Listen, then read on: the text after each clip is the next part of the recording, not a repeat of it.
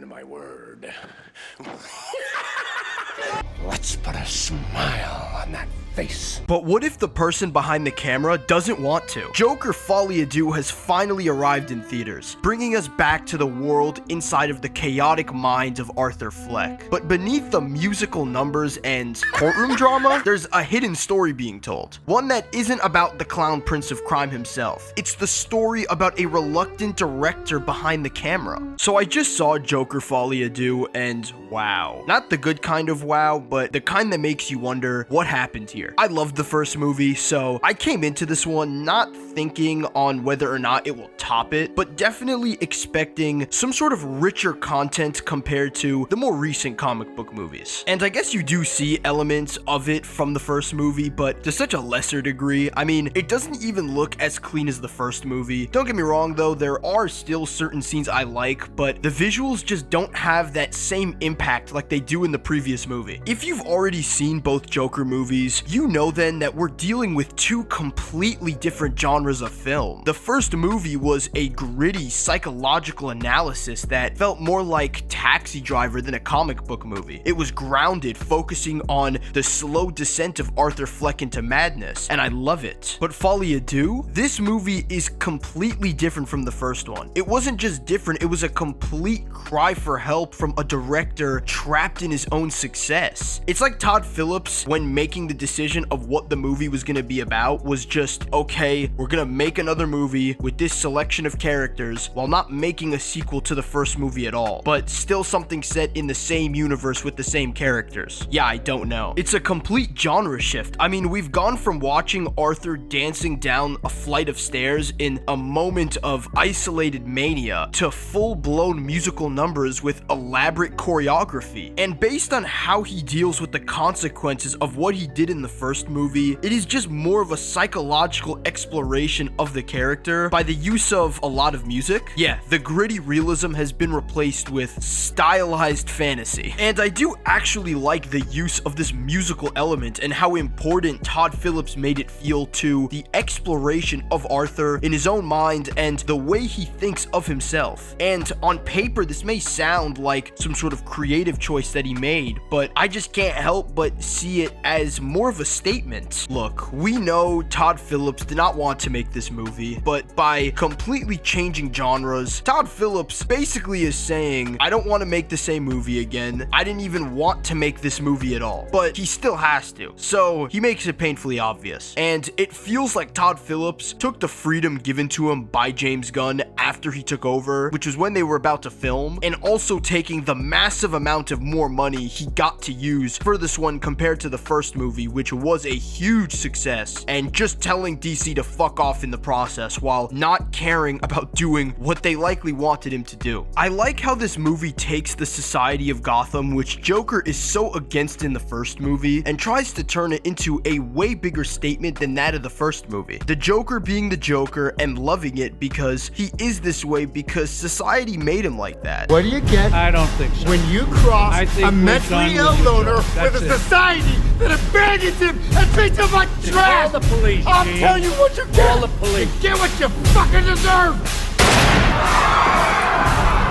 The Joker is a product of the society of Gotham City in this universe, but this movie tries to reuse what the first movie already did. And the highlight of the movie's ending for me is how much it likes to restate the themes of the movie about how the Joker no longer wants to be the Joker anymore. He just wants it all to be over. And this want for everything to end is consistently shown throughout the movie. Todd Phillips expresses this message in a way that directly parallels to himself, who is made to feel like he himself is the Joker character who is being made to stress in real life for being forced to make this sequel. And well, he just really wants this all to be over. Literally the same thing happened with Todd Phillips in the Hangover movies, where he made the first two movies that were a massive success, but since they made so much money, the studio forced him to make the third one. And because of that, this movie has a lot of moments that are meant to commentate the first movie. We see this when Joker hallucinates his show with Harley, where midway through their show, we see Joker break character and the two argue over what their performance is meant to really be about. Joker wants the show to be all about him, and he thinks that Harley is trying to make this just be about herself. But Harley says that they are doing this for the fans that came to watch them. And Joker then responds, talking about how he now thinks that they're not giving the fans what they want. And this is meant to interpret what the movie is all about with Todd Phillips and his relationship with the fans who came to watch. He is pointing out the people who came to watch this movie expecting things for the Joker to be even crazier, and how they're not getting that, and just instead restating the themes that Joker is forced to continue being Joker by Harley, and how he doesn't want to do that, like how Todd Phillips genuinely feels like he is forced by everyone to make this movie he doesn't actually want to make. And that is something that the movie does very well in exploring